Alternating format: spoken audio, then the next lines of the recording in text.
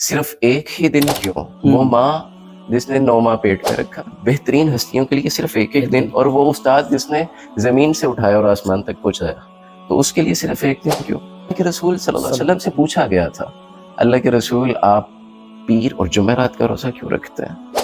تو اللہ کے نبی صلی اللہ علیہ وسلم نے کہا تھا کہ اس دن میں پیدا ہوا تھا. ایک حدیث میں یہ الفاظ موجود ہیں، تو میں اللہ کا شکر ادا کرتا ہوں اور میں روزہ رکھتا ہوں. اب سمجھنے کی جو بات ہے وہ یہ کہ عید کہا جاتا ہے کہ نبی کے گھر والوں پہ کیا قیامت چھائی ہوئی ہے، مدینے کا حال کیا ہے والوں کے لیے، کہ اللہ کے رسول صلی اللہ علیہ وسلم کی آمد وہ اتنی امپورٹنٹ نہیں ہے جتنا پیغام امپورٹنٹ ہے. السلام علیکم ناظرین، میں ہوں ملک وقاص احمد. ناظرین کرام، جیسا کہ آپ کو پتہ ہے کہ ربیع الاول کا مہینہ ہے اور اس مہینے کا تعلق نبی کریم صلی اللہ علیہ وآلہ وسلم کی سیرت کے ساتھ جڑا ہے. اسی تعلق کو جاننے کے لیے آج ہمارے ساتھ مہمان ڈاکٹر صلاح الدین، جو کہ معروف مذہبی سکالر بھی ہیں، ہمارے ساتھ موجود ہیں. آئیے ان سے بات کرتے ہیں اور رسول اکرم صلی اللہ علیہ وآلہ وسلم کی سیرت کے بارے میں جانتے ہیں. السلام علیکم. وعلیکم السلام ورحمۃ اللہ. کیسے ہیں ڈاکٹر صاحب؟ اللہ کا شکر الحمدللہ. بہت شکریہ، آپ نے اپنا قیمتی وقت ہمیں دیا. اچھا، پہلا ہمارا سوال یہ ہے کہ ربیع الاول کا مہینہ اور سیرت طیبہ جی، کتنا گہرا تعلق؟ بسم اللہ والصلاۃ والسلام علی رسول اللہ. ربیع الاول کا مہینہ ایک خاص تناظر لے کے آتا ہے اس معاملے میں، اور ہر سال خاص اہتمام کیا جاتا ہے اس کے لیے، اور رسول اللہ صلی اللہ علیہ وسلم کی بعثت کے حوالے سے اور آپ کی پیغام کے حوالے سے اس مہینے کے خصوصی اہمیت مسلمان دیتے ہیں. اس مہینے کے متعلق جو بات بڑی واضح طور پہ ہے وہ یہ کہ رسول اللہ صلی اللہ علیہ وسلم کی آمد کو منسوخ کیا جاتا ہے اس مہینے میں، اور اسی مہینے میں نبی آخرت، نبی مکرم جناب محمد رسول اللہ صلی اللہ علیہ وسلم کا اخروی سفر جو ہے وہ بھی اسی مہینے کی 12 تاریخ کو ہے. اب نبی کریم صلی اللہ علیہ وسلم کی جو بعثت ہے، آپ کا جو آمد ہے، آپ کا جو آنا، آپ کی تشریف آوری، ولادت باسعادت، یہ ساری وہ چیزیں ہیں جو ایک مسلمان کے لیے بڑی اہم. بالکل. اور اللہ سبحانہ تبارک و تعالیٰ نے کلام اللہ کے اندر یہ بات کہی کہ لَقَدْ مَنَّ اللَّهُ عَلَى الْمُؤْمِنِينَ إِذْ بَعَثَ فِيهِمْ رَسُولًا مِّنْ أَنفُسِهِمْ، کہ اللہ نے مومنوں پر ایک احسان کیا کہ ان میں اللہ نے اپنا ایک رسول مبعوث فرمایا. اب اس رسول صلی اللہ علیہ وسلم کی بعثت ہو گئی، اور ان کی آمد کا جو مقصد ہے وہ یہ وَيُزَكِّيهِمْ وَيُعَلِّمُهُمُ الْكِتَابَ وَالْحِكْمَةَ، کہ انہوں نے اللہ کی جو شریعت ہے، اللہ کا جو پیغام ہے، اللہ نے جو ڈیوٹی نبی صلی اللہ علیہ وسلم کو لگائی ہے، آپ صلی اللہ علیہ وسلم نے اس کے مطابق اس معاشرے کو جو بتوں سے اٹا ہوا تھا، جو شرک کی غلاظت میں پڑا ہوا تھا، جہاں پہ لوگ ایک دوسرے کا خون یوں ہی چھوٹی چھوٹی باتوں میں بہا دیا کرتے تھے، جہاں پہ امن، ایمان، سکون، اطمینان کچھ بھی نہ تھا، اس معاشرے میں مبعوث کر کے، اور وہ بدو جن کے بارے میں کہا جاتا تھا کہ یہ جاہل اور بڑے گرے ہوئے لوگ ہیں، تھرڈ ورڈ سے بھی بری کوئی اصطلاح اگر ہو سکتی تھی تو ان کے لیے، تو ان کو اٹھایا اور اس پاک نبی نے اپنی پاک زبان سے اللہ کی پاک کلام کے ساتھ لوگوں کو ان کا تزکیہ نفس کیا، انہیں اللہ کے قریب کیا. 360 بتوں کو پوجنے والوں کو ایک اللہ کے در پہ لا کے جھکایا، اور پھر پرفارم کر کے بتایا کہ میری ڈیوٹیز یہ ہیں، میرا کام یہ ہے، اللہ نے میرے ذمہ یہ لگایا ہے. اور پھر حجۃ الوداع کا جو موقع ہم دیکھتے ہیں تو اس میں 1,44,000 کے آس پاس صحابہ اکرام جانثار پروانے موجود ہیں. تو اللہ کے رسول ان سب سے مخاطب ہو کے یہ پوچھ رہے ہیں کہ کیا میں نے تمہیں اللہ کی وہ امانت، اللہ کا وہ پیغام دے دیا ہے؟ تو سارے آگے سے کہنے لگے ہم نے دے دیا.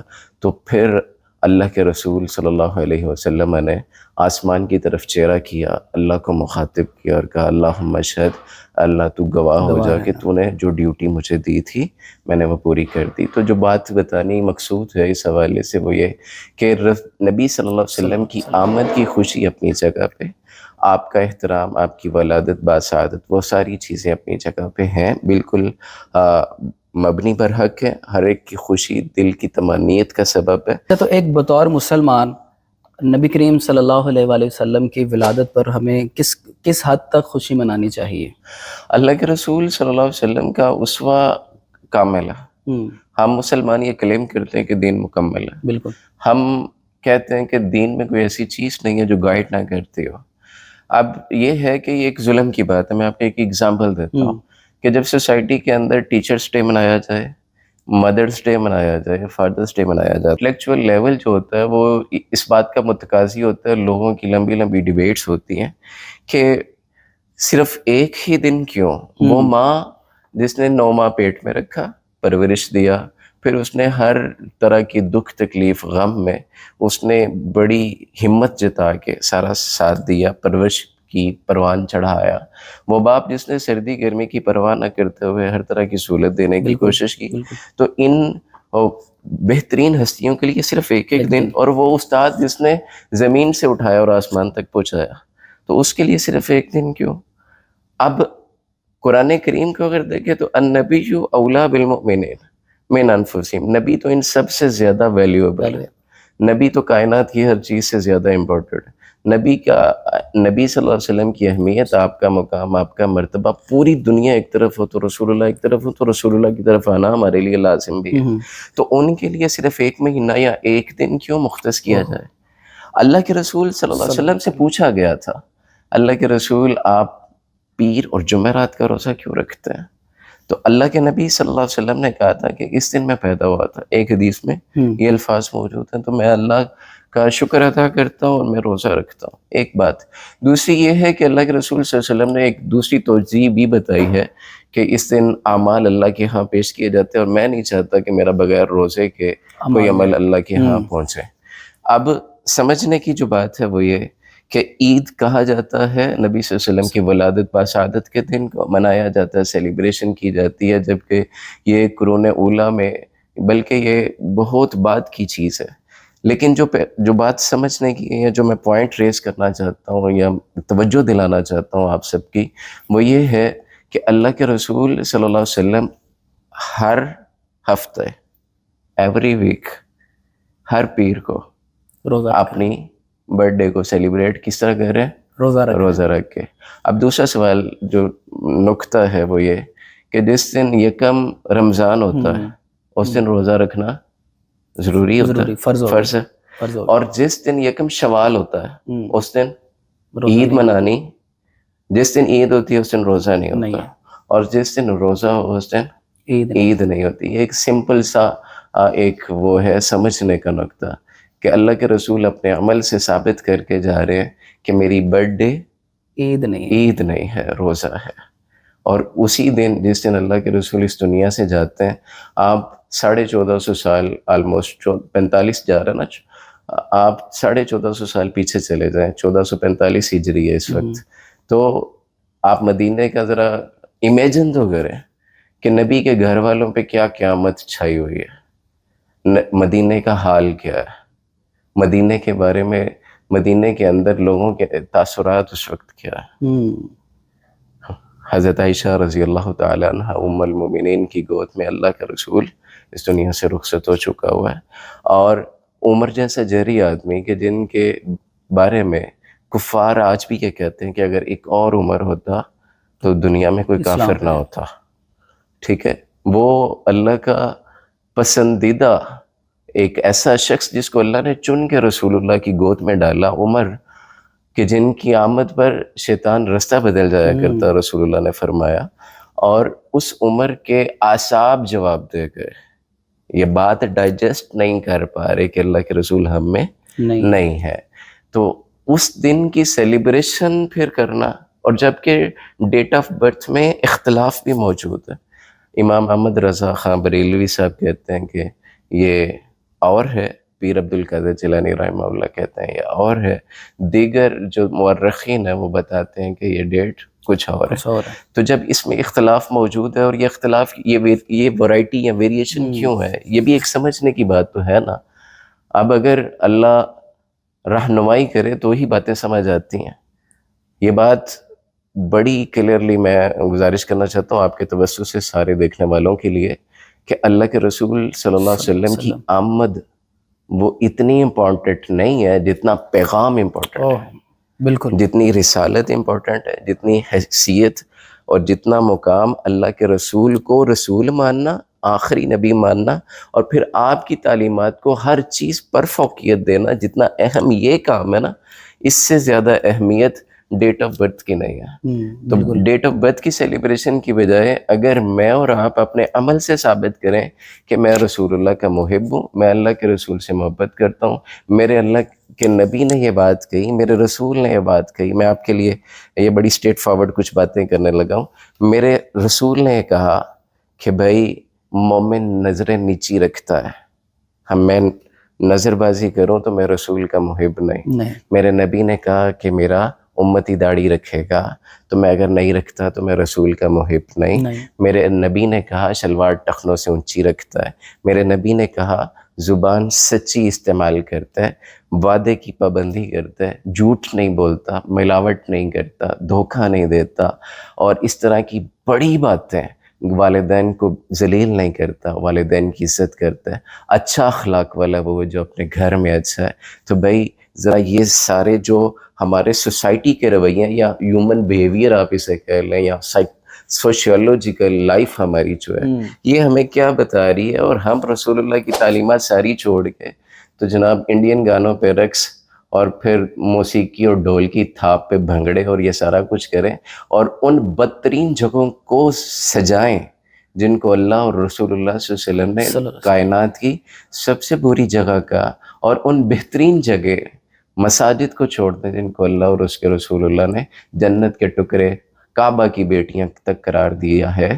تو یار یہ کیسی ہماری محبت ہے, یا ہم کس طرح کا دعویٰ کرتے ہیں, یہ بڑا سوچنے کی ضرورت ہے. اور اس کے لیے کچھ جج نہیں چاہیے, بس یوں بیٹھنا ہے اور اپنے آپ کو ذرا دیکھنا ہے کہ میں کس عمل سے رسول اللہ کا محب ہوں یا نہیں ہوں. اچھا آج کل کے دور میں آپ دیکھتے ہیں کہ انتشار ہے, فساد ہے, سیاسی عدم استحکام ہے. رسول اکرم صلی اللہ علیہ وسلم کی سیرت کو مد نظر رکھتے ہوئے ان ساری چیزوں پر ہم کیسے قابو پا سکتے ہیں؟ دیکھیں اس کی مثال بھی پھر رسول اللہ صلی اللہ علیہ وسلم کی زندگی سے مل جاتی ہے. اللہ نے رسول اللہ سے کہا تھا وَالَّذِي أَرْسَلَ رَسُولَهُ بِالْهُدَى وَدِينِ الْحَقِّ لِيُظْهِرَهُ عَلَى الدِّينِ كُلِّهِ. اللہ نے آپ کو تمام ادیان پہ غالب کرنے والا بنا کے بھیجا.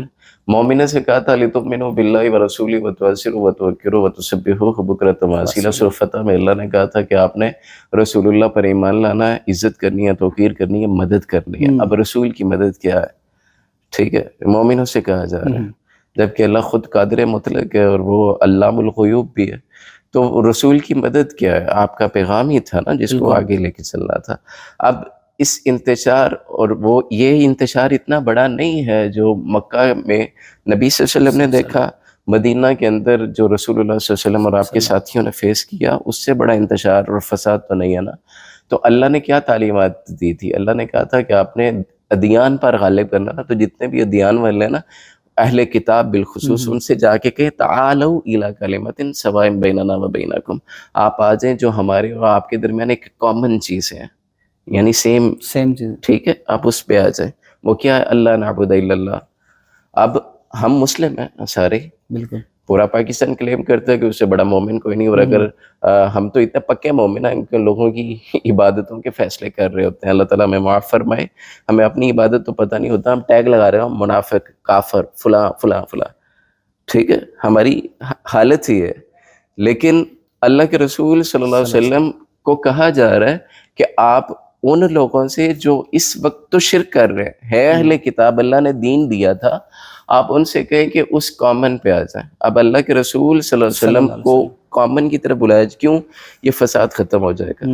اللہ کے دین ہی کی بات ہے نا. اللہ کا پیغام تو آدم سے لے کے محمد رسول اللہ تک ایک ہی ہے, لا الہ کہ کوئی الہ نہیں, اللہ کی عبادت ہے. لا الہ الا انا فاعبدون, صرف اللہ کی عبادت کرنی ہے. تو یہ پیغام وہی ہے اور اسی پیغام کی بات ہے. اب عیسائیت کا پیروکار ہو, یہودیت کا ہو, تو اس کے لیے اگر اسلام یہ سہولت دے رہا ہے کہ آپ کامن کی طرف آ جائیں, تو اسی طرح مسلمانوں کے لیے کامن کیا ہے؟ اللہ, رسول اللہ, کتاب اللہ, کعبۃ اللہ, یہ ساری چیزیں. بالکل. تو جب ہم اپنے اس کامن پہ آ جائیں گے نا, اپنی مرضی چھوڑ کے ہم یہ ڈھونڈنے لگ جائیں گے کہ میرا اللہ کیسے خوش ہوگا, میرے رسول اللہ صلی اللہ علیہ وسلم کی امت کو فائدہ کیسے ہوگا, تو یہ سارا فساد ختم ہو جائے گا. بالکل.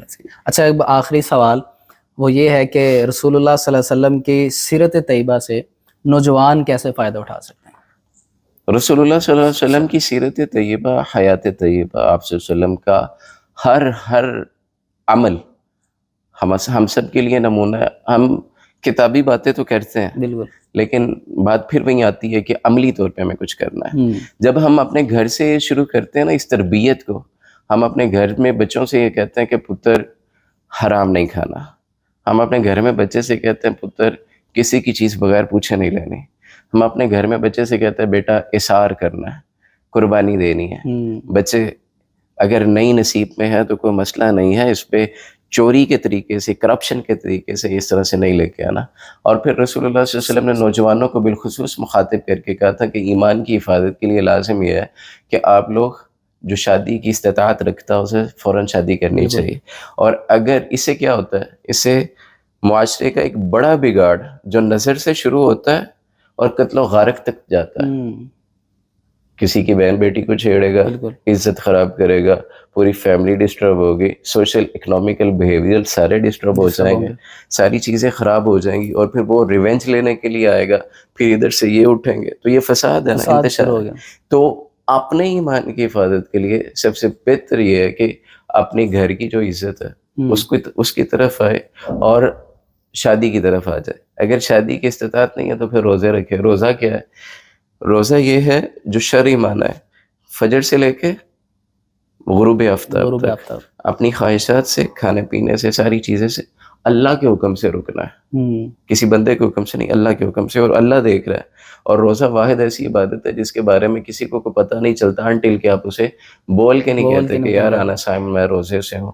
تب تک کوئی جج نہیں کر سکتا کہ آپ نے روزہ رکھا ہے کہ نہیں رکھا ہوا. اس میں کہ باطن کی اصلاح ہے. اور تیسری جو اس حوالے سے ہمیں سب کو سمجھنی ہے وہ یہ کہ میٹیریلسٹک جو تھاٹ ہے نا اسے باہر آ جائے. ہمارے معاشرے کے اندر وہ جو چیز ہے نا کہ بھائی اس کے پاس آئی فون ہے, میرے پاس نہیں ہے, اس کے پاس اچھی گاڑی ہے, میرے پاس نہیں ہے, اس کو یہ ہے میرے. اللہ ایک بات کہتے ہیں وَلَوْ بَسَطَ اللَّهُ الرِّزْقَ لِعِبَادِهِ لَبَغَوْا فِي الْأَرْضِ. اگر اللہ لوگوں کو آسمان سے رزق دیتا نا, اللہ اگر کچھ لوگوں کا رزق کھول دے, ڈیمانڈ ان کی ہے, خواہش ہے, دل کہتا ہے, اللہ کھول دے تو کیا ہوگا؟ لَبَغَوْا فِي الْأَرْضِ, وہ اللہ کی بغاوت شروع کر دیں گے, وہ زمین میں فساد شروع کر دیں گے. تو اگر اللہ نے آپ کو نہیں دے رکھا تو اس میں بڑی حکمت ہے. تو کسی رانگ وے سے, کسی کا حق مار کے, کسی غلط طریقے کے ساتھ اور کسی کرپشن کے وے سے آگے, تو آپ اللہ کی ان حدود کو نہ توڑیں. یہ وقتی طور پہ تو ہے لیکن یہ دنیا یہیں رہ جائے گی. اس میں جتنا آپ اللہ کے قریب ہونا چاہتے ہیں اللہ آپ کے لیے سارے دروازے رستے کھول دیتے ہیں. اور جتنا آپ اللہ سے دور جانا چاہیں اللہ آپ کے لیے, کیونکہ جو انسان چوز کرے گا اللہ اس کو اس میں کھول دے گا. کل کو کوئی اللہ کو بلیم نہیں کرے کہ میں کرنا چاہتا تھا آپ نے کرنے نہیں دیا. بالکل. تو یہاں پہ صرف اللہ نے ہدایت کی ہے, دی ہے, انا ہدیناہ السبیل اما شاکرا و اما کفورا, ہدایت دے رکھی ہے.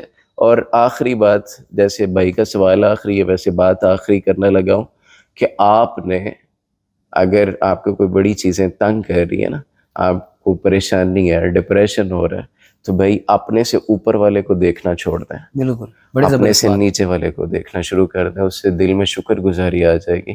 جب آپ اوپر والے کو دیکھیں گے تو آپ ڈپریشن میں رہیں گے, انزائٹی, آپ ٹرینکولائزرس لیں گے, آپ خواب آور گولیاں کھائیں گے. لیکن جب نیچے والے کو دیکھیں گے, رسول اللہ کا فرمان ہے نا, نیچے والے کو دیکھیں گے تو پھر کہیں گے اللہ تیرا شکر ہے, اس سے بہتر پوزیشن میری ہے.